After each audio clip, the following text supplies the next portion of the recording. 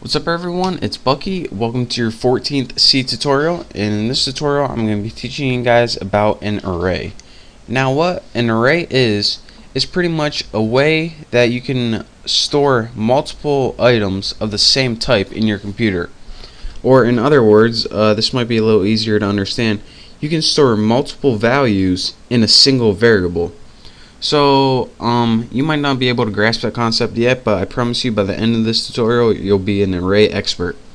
So the first thing that you need to do, again, just like a normal variable, is define it. So go ahead and type whatever value you're going to be returning or going to be storing it. I'm going to be just working with numbers, so I'm going to go ahead and write int for integer. Next, you're going to need to name your array. Give it any name you want. I'm going to name mine Bucky. Now the next thing you do is a little different than defining a single variable. You need square brackets, and inside those square brackets you have to type whatever number you're going to want to reserve in your memory. Now since I'm going to be storing 5 different values in this array, I'm going to go ahead and write the number 5. And what that does is tell your compiler and your computer, alright, we're going to have 5 numbers, so go ahead, go into my memory and reserve 5 spaces for this array. So it's going to go, okay, done. The next thing that we're going to want to do is assign variables or assign values to the elements in this array. Now, although we have 5 different elements we just built in Bucky, we don't start with the number 1 and go to 5. Your computer, since it loves zeros and ones, it's going to start with the value 0 and go 0, 1, 2, 3, 4. So 0 to 4 are the elements you're going to be able to work with, not 1 to 5. So your maximum is always 1 less than whatever you define. And I'll show you guys what this means later. But to store different values in each of these elements, what we need to do is do just that. So this is how you do that. Go ahead and write the name of your array, and this is just for assigning values. Then, since 0 is our first element, we need to assign a value to this. So go ahead, Bucky 0 equals, and we'll just put 16. And we do this for the entire list of our array. So Bucky 1 equals 21. Now let's just go ahead and make a simple print statement to make sure that this is working alright. Printf %d, might as well put a new line for formatting, and go ahead and instead of your variable, go ahead and put whatever element in the array it is. So Bucky 0.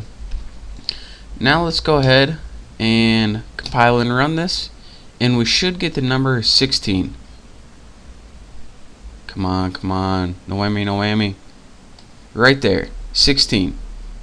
But what happens if we try to print out an element that hasn't been assigned a value yet, such as 3? Well, I'm not even sure myself, so let's go ahead and test it out. Gotta feed my curiosity, you know. Ooh, that's interesting. That might be a location memory, I don't know. But we don't want to do that.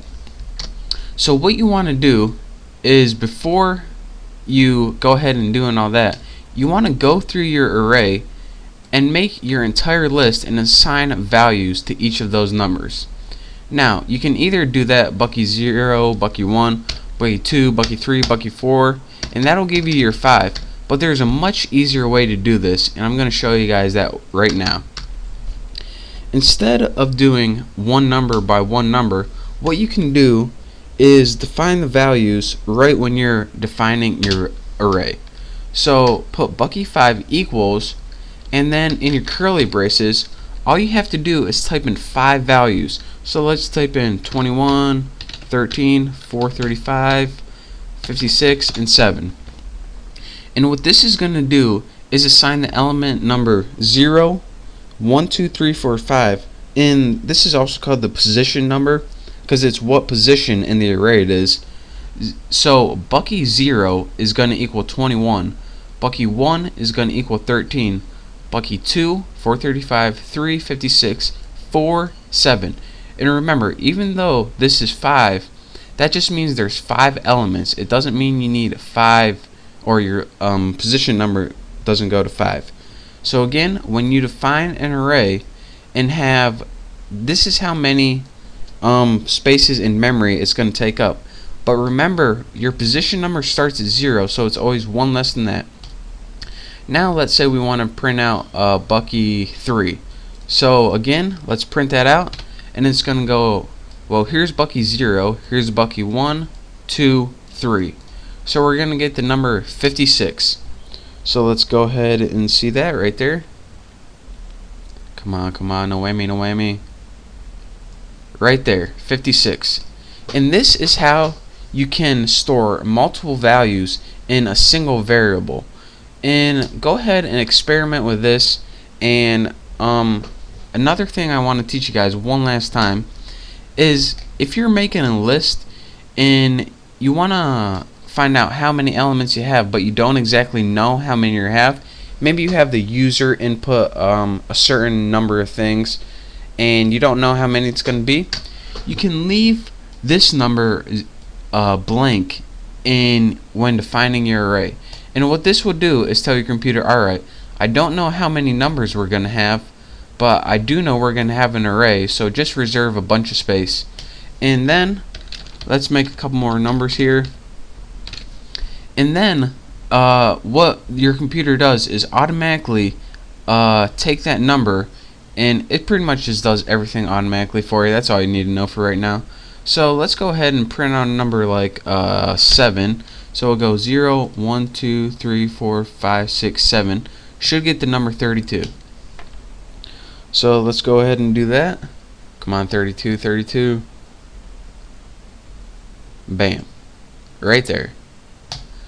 So again, in conclusion, that is your intro to array. And I know it might seem still kind of confusing, but I promise in the next couple tutorials we're going to be building some simple programs, and I'll show you why an array is actually useful and not just have fun with. So again, thank you guys for watching. Hopefully you understood a little bit about arrays, but I promise I'll be clearing this up for you in the next couple tutorials. So again, thank you. Don't forget to subscribe, and I'll see you guys next time.